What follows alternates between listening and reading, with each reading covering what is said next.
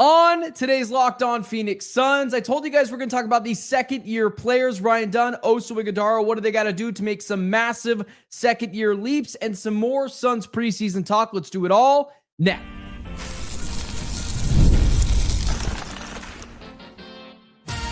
You are Locked On Suns, your daily Phoenix Suns podcast, part of the Locked On Podcast Network, your team every day.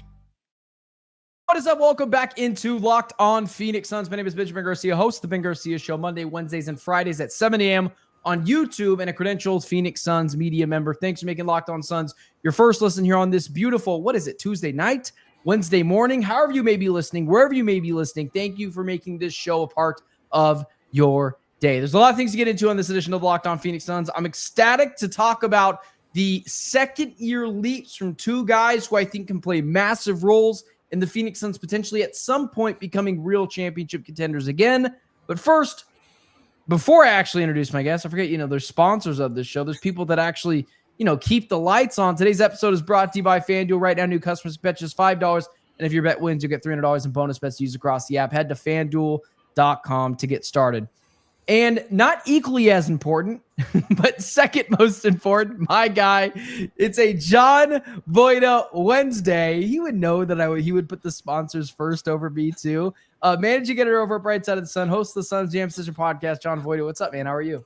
KTLO, man. You got to keep the lights on. I completely understand. No shade thrown here. I'm just happy it's October, man. Rocktober. Here we go. Like basketball starting, baseball playoffs are going on, football counts, and we're kind of in the middle. Everything that I complained about in August, it's the exact opposite is happening right now. And I'm unbelievably ecstatic. I can't wait to talk about these young sophomores that we got going on in the Phoenix Suns and how excited I am to see them come out and play on the court starting this Friday, that first preseason game against the Lakers. What about you and I? Let's just hop in the car and let's just go to Palm Desert. I have no idea what Palm Desert is or where it's at. Oh, I've worked there. I thought it was called Palm Springs. So Palm Springs and Palm Desert, there's two different cities there. Essentially, Palm Desert is kind of like the Scottsdale of Palm Springs, if you will. What? I mean, that's just kind of the way to equate it. It's got a lot of resorts and a lot of golf courses there. It's hot. There's a lot of wind there. I mean, if you ever flown into Palm Springs, it's absolutely horrible because if you ever driven out there, they got huge windmills, right? There's a reason for that. It's because all the wind is blowing right through the Coachella Valley there. And I've flown in there a few times because I worked there opening some restaurants for one of my prior properties that I worked for. And it's terrifying flying into Palm Springs and then driving over to Palm Desert, which is so there's your geography lesson for the day, everybody. I just thought it was all the same thing. I didn't realize it until yesterday. I knew the game was in California, obviously, and I knew it was in what I thought was Palm Springs. And then I read Palm Desert as I was doing the show yesterday, and I was like, is that a typo? I've never heard of that place before. Yeah. But we've all driven through it. We just, I guess, I don't know why. You keep driving through it. That's the thing. Yeah, that is true. Why do they do a game there, by the way? What's the point? Is it just so the Suns don't have to go the entire distance of LA? No, because that's where the Lakers do a lot of their training camps. You know how some teams, like the Dallas Cowboys, right?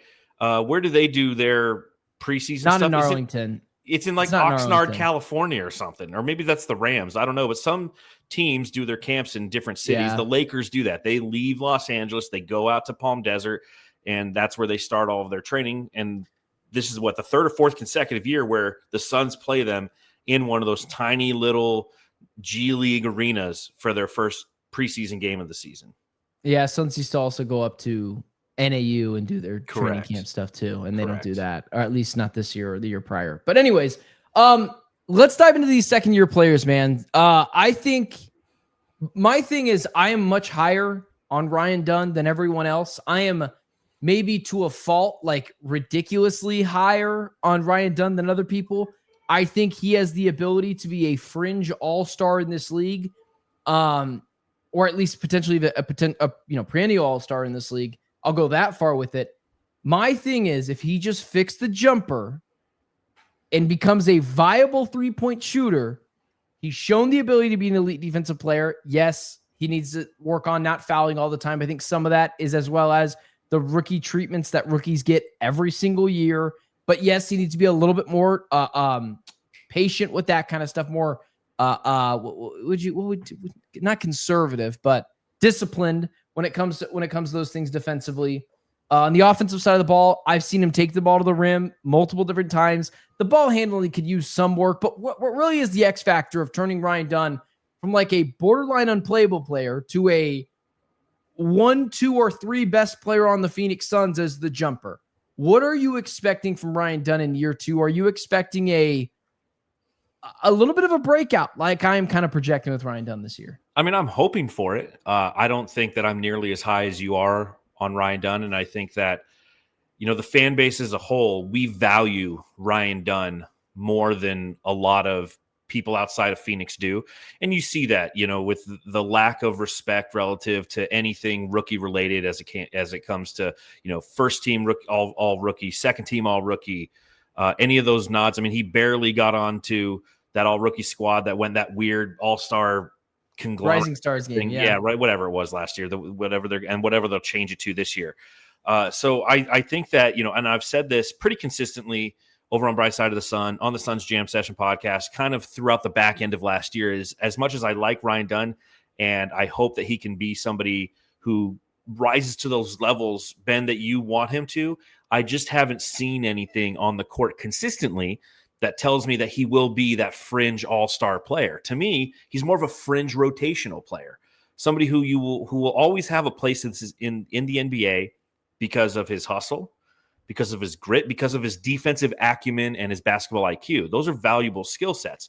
But as you mentioned, from an offensive standpoint, we have to see a lot of growth from him for him to really take that next step from, in my opinion, fringe rotational player to consistent rotational player, borderline starter, because that's where I think that his ceiling is a starter in the NBA on some teams. And, he potentially could be a starter to this year, but it's also on a team that's not projected to do very well. And so, yes, from a mechanical standpoint, he has what it takes to have a nice foundational shot. He squares his shoulders correctly. The flick of the wrist looks good. The result just hasn't been there. I mean, 31.1% from beyond the arc last year. And I think more telling is the fact that he's just an inconsistent free throw shooter. And I feel like that's a big moniker. If you want to be a really good 3-point shooter, when nobody's contesting you and you're standing at the line, albeit from a different distance, do you have what it takes to simply put the ball in the hoop? And he hasn't shown that yet. And that's what we're really going to be keyed on this year, because if he can, to all those points that you made, if he can do that, if he can start to be more consistent with doing the most basic aspect of what basketball is, putting the ball in the hoop, he can make that jump from fringe rotational player to consistent starter in the NBA. It's funny that you say that. You mentioned the free throw thing, and one of the reasons why I don't bring it up as much, I know it was like abysmal, like forget inconsistent, it was abysmal. He did only shoot 39 free throws last year. So some of that is, how often does he have the ball in his hands? How often is he getting to the rim with the opportunities that he's given? Like, it's not super often. The dude shot less than 1 free throw a game last year. Mm-hmm. And what's his role in the offense? And, is he a spot up 3-point shooter versus this year? It looks like he's going to be attacking the cylinder a little bit more. Yeah, situational. You're absolutely correct. And he has to be. Like, he has to be someone, because the Suns haven't had someone to help pepper or pressure the rim in a few seasons. And yes, naturally, Mark Williams is going to do that, just from lobs. Come on, Malawatch, I would expect to do that. But outside of that, like, Jalen Green is the only other like artificial get to the rim, unnatural player that's going to do that. Ryan Dunn has to add to that element, because then it helps complements to as well what Devin Booker doesn't do, which Devin Booker can get to the rim, but he obviously doesn't do it as much as other superstars in the NBA because he's got such a good mid-range. It's a layup to him. So here's my question. You kind of mentioned fringe starter. I'm expecting Ryan Dunn to start this year, to start the season. Where do you think he's starting?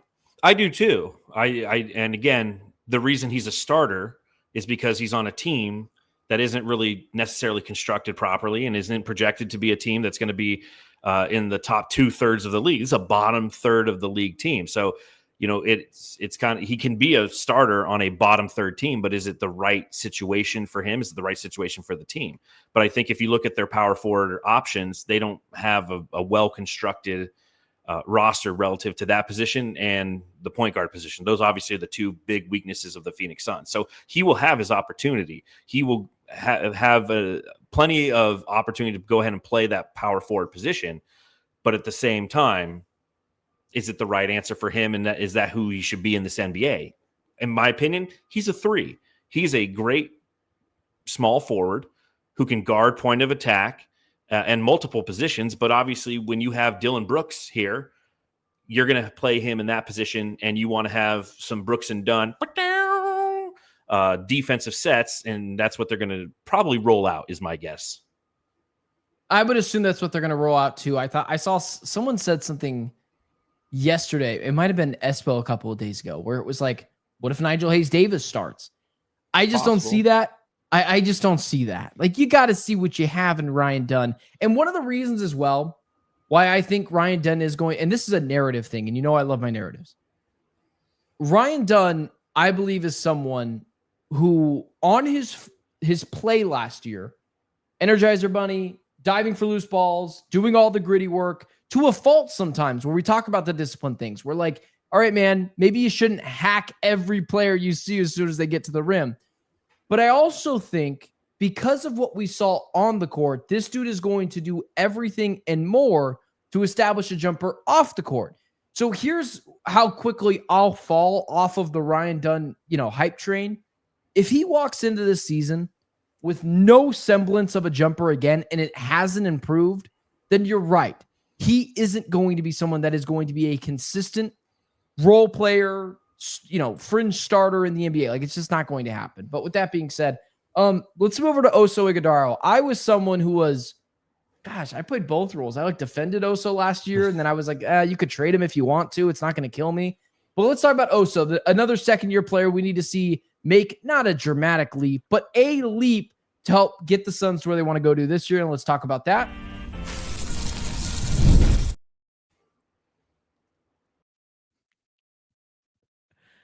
First, today's show is brought to you by our friends over at FanDuel.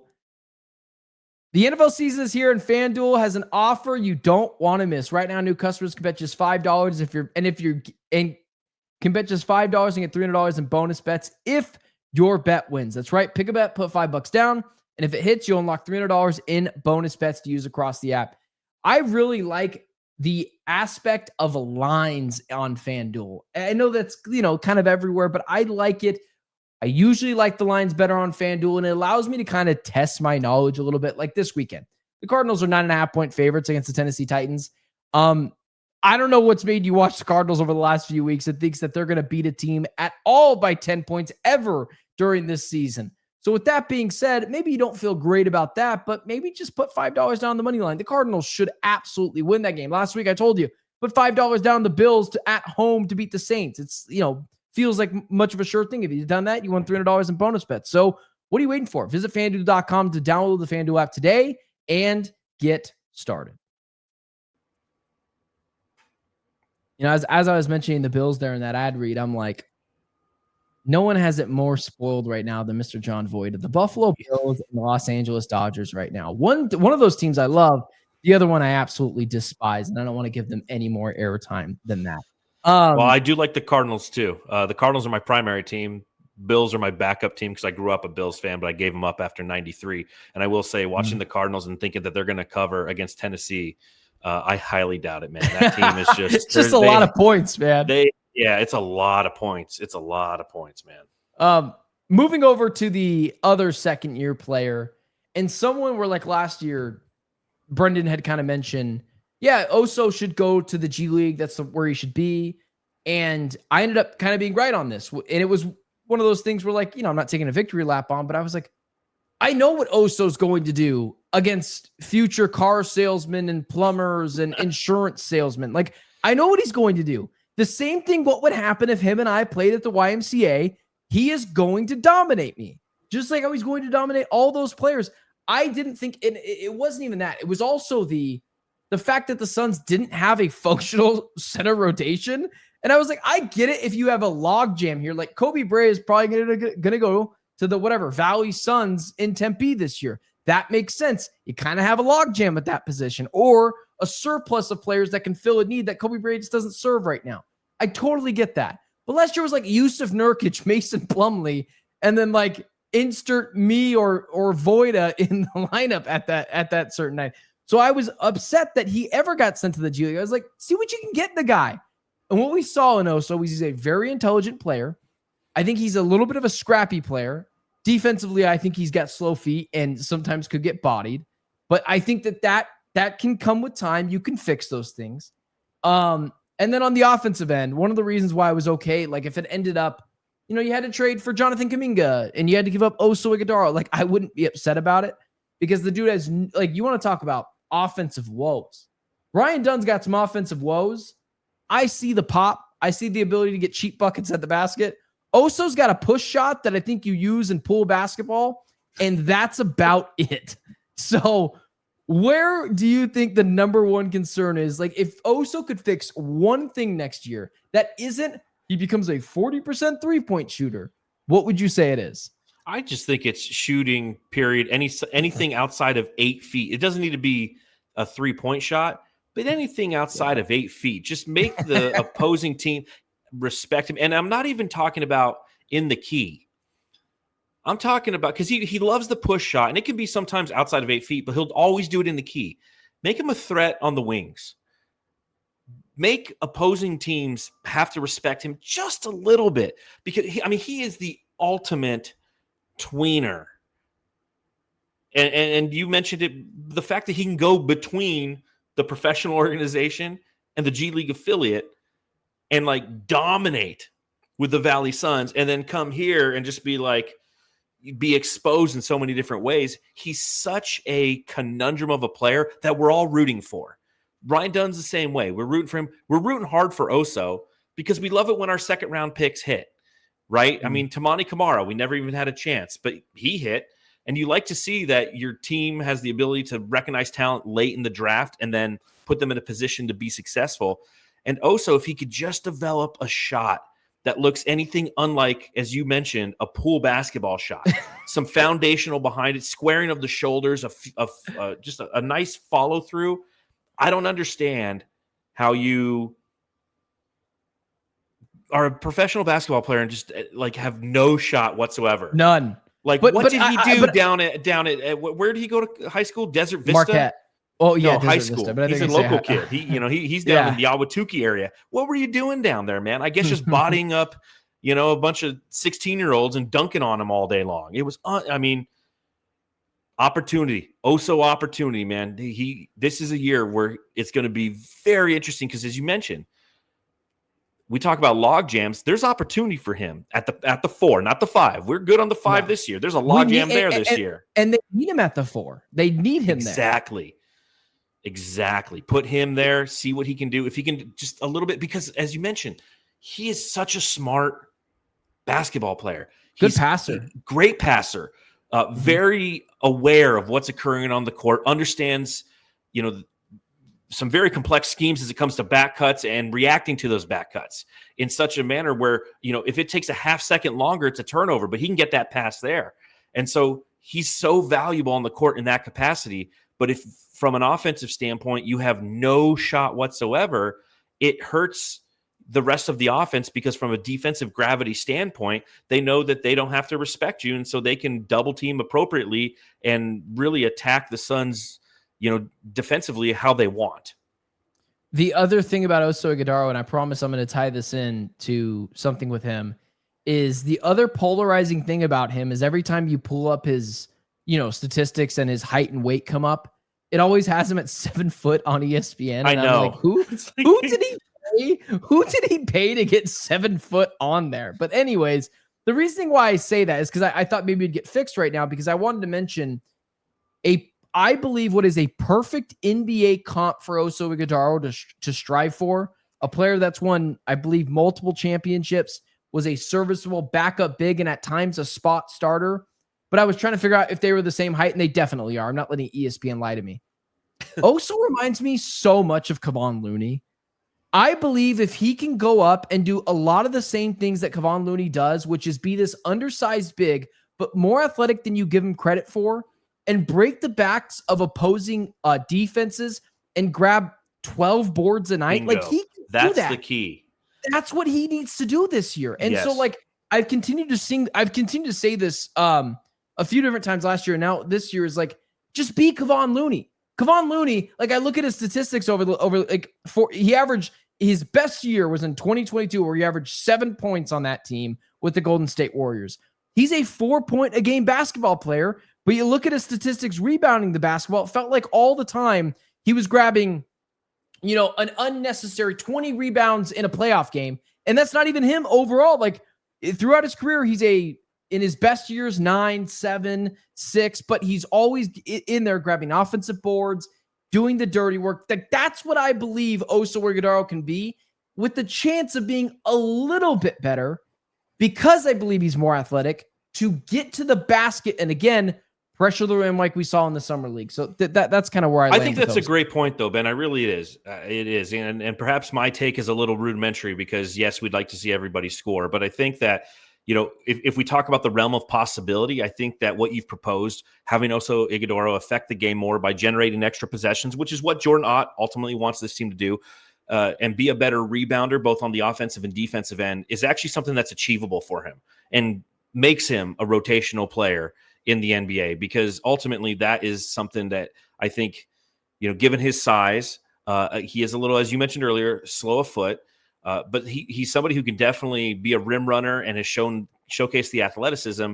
And it's now about technique, utilizing the body that he's continuing to grow into, and then using that effectively from a leverage standpoint to put himself in a position to grab those rebounds. And again, just those extra possessions is how the Suns want to win and are going to have to win games this year, because they're not going to outshoot teams. They're going to have to outpossession teams.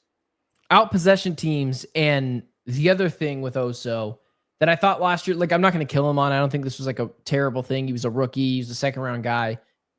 Similar to Kevon Looney, get aggressive. Like, yes, you got 6 fouls, use them, but use them effectively. Like, make opposing teams think twice about jumping up with you on an offensive board, because they might come down with an elbow or a big body lying on top of them. Make the opposing team feel your presence. So I've kind of seen that over the last couple of years, and I'm like, and like with Kevon Looney, and last year I was like, this guy, he can be Kevon Looney. And Kevon Looney is a smart, decorated basketball player. He ain't making the Hall of Fame, but he served out a niche in the NBA where I think he was very instrumental to those Warriors small ball lineups of years ago, because he could play some small ball 5, but you could still trust him to get some playoff games, like freaking 15, 20 rebounds a night was just absolutely insane. So that'll wrap us up with Ryan Dunn and Oso Ighodaro. I want to get your thoughts on the preseason game on Friday. People know what I'm looking out for. We talked about that yesterday. I want to get what you're looking out for on Friday's game, and I'll throw some things out to you, and so we'll talk about that. But first, today's show brought to you by our friends over at Peloton. Peloton is shaping the future of fitness with the brand new Peloton Cross Training Tread Plus.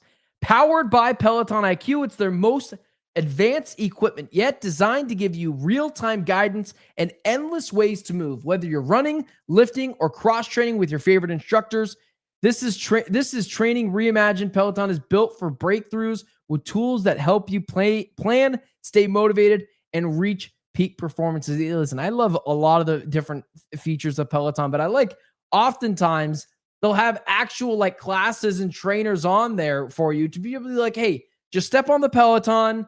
We'll take you through the workout. We'll be able to walk you through A, B, C, D, E, F, G, how we're going to do it. You just got to show up and actually do the workout. And the less thinking I have to do when working out, the better. You're telling me that not every single day I got to pick up a bunch of dumbbells and, try not to hurt myself, when in reality, I can just get on the Peloton and burn a lot of the same calories that I would have already burned. And it kind of just mixes up my workout. So let yourself run, lift, flex, and push forward. Explore the new Peloton Cross Training Tread Plus today at onepeloton.com. All right, closing out the show. I'm just curious to get some of your thoughts, not just for this preseason game on Friday, because I think by the time I think we'll have you on before they play the Nets in China for 2 games before then. But yeah, there's a week in between. Yeah, so I'll mention this. I think the biggest thing for me is, and it's why I wanted to bring up Ryan Dunn and Oso Ighodaro today, was I'm curious what the rotations are going to look like on Friday. because it's going to be a little out of whack. You're only going to get like the first quarter to really kind of measure this out, maybe first quarter and a half to measure this out. Like Booker's not playing 33 minutes in this first game. He's probably going to play 10 and that 12. But I'm curious to know who's starting, who's first off the bench. Like those are the things that we can look at right away and be like, oh, okay, Oso's still sitting on the bench. That's interesting. Okay, Kevon Looney isn't coming in. It's going to be Nick Richards. Does that mean he's a little bit behind? Okay, how is this going to look? So that's the biggest thing I'm worried about. And I guess keeping an eye on. And yeah, there's some little things like guys in actually playing basketball. Is Jalen Green going to shoot the 3 ball more? Is he going to shoot more middies? Ryan Dunn as well. But what are you looking for? I think I'm looking for, and all of those are valid, but I think the thing I'm looking for primarily is just Jordan Ott as a coach from a schematical standpoint. And this isn't the NBA or the NFL preseason, right? Where everything's vanilla. This is an opportunity to try things out, see what some rotations look like, as you mentioned, with certain players, and then build upon those through film study and gameplay. And I think that it's going to be an opportunity for us to see how he has this team running. Are they getting out and running? Are they attacking offensively? Is it just Jalen Green attacking the cylinder, or is this going to be more of a dedicated approach by the entire team? Much akin to what we saw last season, right? With Mike Budenholzer, we knew they were going to shoot more threes. Once the preseason came around, that came to fruition, and we're like, okay, there it is. Just as we thought, his offensive schemes lean heavy on the 3 ball. I want to see kind of what Jordan Ott has envisioned for this team and how they approach their offensive sets, and especially defense. I want to see what the energy looks like and how they're attacking. If they're trapping early, if they're doing full court presses, as Grayson Allen mentioned on Media Day, the majority of the league is starting to do that more and more, and we're seeing that. And so you have to, attack in that manner. Is that something that we're going to see early and often from Jordan Ott based teams? How are they closing out? Are they throwing double teams? Which is something I felt we never did last year as the Phoenix Suns. It was everyone was on an island. You're on your silo, figure it out. If you get beat, oh well. And guess what? Our defensive rating was 27th in the league as a result. There was no help defense. There was no communication. So how's this team communicating? There's not a ton you're going to take from preseason, but these are the little things you can kind of watch and key in on and see how far it's percolating down the entire roster to when the fourth quarter is occurring and you have Jared Butler is out there and maybe Kevon Looney, that's when his opportunity is to play with Rasheer Fleming. How are they moving? How are they communicating? Because I think that that's what's important is especially with so many young guys on this team, communication has to start from the top and it has to be instilled into the culture. And even though they might not be effective defenders at this point, maybe athletically they're a step behind, maybe the game's a little too fast for them, as long as you can kind of see them communicating while on the court and in timeouts, I think that that's a step in the right direction in the Jordan Ott system. Selfishly, is there one player that you're looking out for the most? Because absolutely. Outside of Ryan Dunn, I've been a fan of Dylan Brooks since Oregon. I've hated him since Oregon. Dude, it's so funny, man. I watched him. I went to the Final Four game where he played with Oregon. And man, I made this point earlier in the week is like everywhere the dude goes, the dude kind of wins. Playoffs, Final Fours, playoffs again with the Rockets. Like I do like him installing a culture in Phoenix. Like I know what I'm going to get in Dylan Brooks. Some days he's going to drive you nuts. Most days he's going to do what you want him to do. And I'm just curious to see if that intensity that we see in practice, that let's call it what it is. Like, let's call it what it is, though. It is team propaganda. It's only what they allow us to see. But I'm just curious to see if that same intensity is coming. And then, of course, Ryan Dunn. I mentioned this yesterday, too. Like, I want to see if he's developed any sort of jumper because I'll sell my Ryan Dunn, stock faster than, other things on here that I can't say, but I'll let you have it. Well, I'll say this. I am excited to see Dylan Brooks because I've loved to hate him for years. He's one of those players, right? All right. I'm going to say a name of a baseball player, and I want to see your reaction when I say this name, okay? Because this is one of those players who, when he's on your team, you absolutely love him. And when he's off your team, you hated him. I guarantee you, because you're going to hate this guy. Yasiel Puig. Okay. Yeah, I hated Yasiel Puig. Everybody did. But as somebody who is a Dodgers fan, I loved him on our tee for the first year. Used to pimp singles.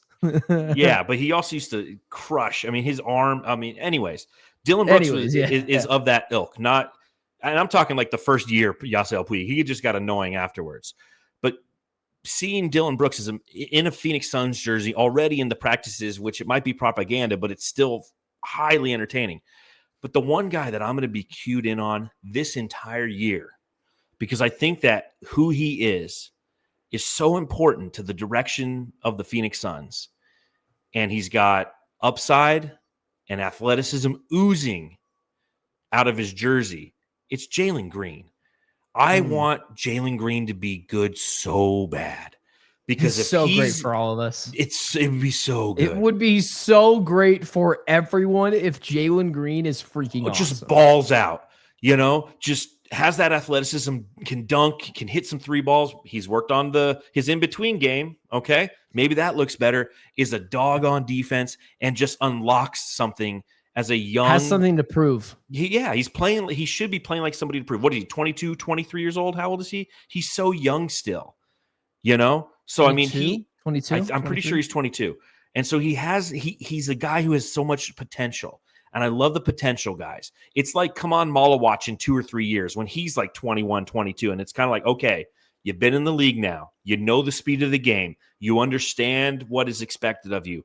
Now this is what separates players from stars and stars from all-stars, is the ability with all that expectation to execute, because he has expectation. If he's amazing this year, the Kevin Durant deal looks amazing. And if he sucks this year, next offseason is going to be really tough because we still have him for 2 more years, $66 million. So I can't wait to see what he looks like in the Suns' offense, how him and Devin Booker play off each other, what that looks like. It's some of the most exciting stuff that we're going to witness as Suns fans, and we haven't had to experience in quite some time, because developmental people like Jalen Green, like Ryan Dunn, as you mentioned, Oso Ighodaro, they haven't really been a part of who the Suns are since the 2019/20 season. So that's 5 years ago now, 6 years ago. Oh my gosh. I need Ryan Dunn. I need Jalen Green to prove me wrong in every way possible. I need him to prove wrong all of my concerns about his play, especially being paired with Devin Booker. If that happens, oh my God, I can't wait to wear all the criticism, because that means this team is like a fringe, probably playoff team if this dude takes it to that next level. So I'm all ecstatic for it, and I think it's going to be good for Jalen Green here in Phoenix. With that being said, thank you so much for tuning in to Locked On Phoenix Suns. For my guy, John Voita, myself, Benjamin Garcia, everyone tuning in, don't forget to like, share, subscribe, follow us both on all social media platforms. Check out John's stuff, managing editor over at Bright Side of the Sun. They do amazing work, so be sure to check that stuff out. And again, don't forget to like, share, subscribe. For everyone in the chat, for John, myself, it's been Locked On Phoenix Suns. I'll talk to you guys tomorrow. We love you, Ryan Dunn. You too, Jalen Green. And to a lesser extent, Oso Ighodaro.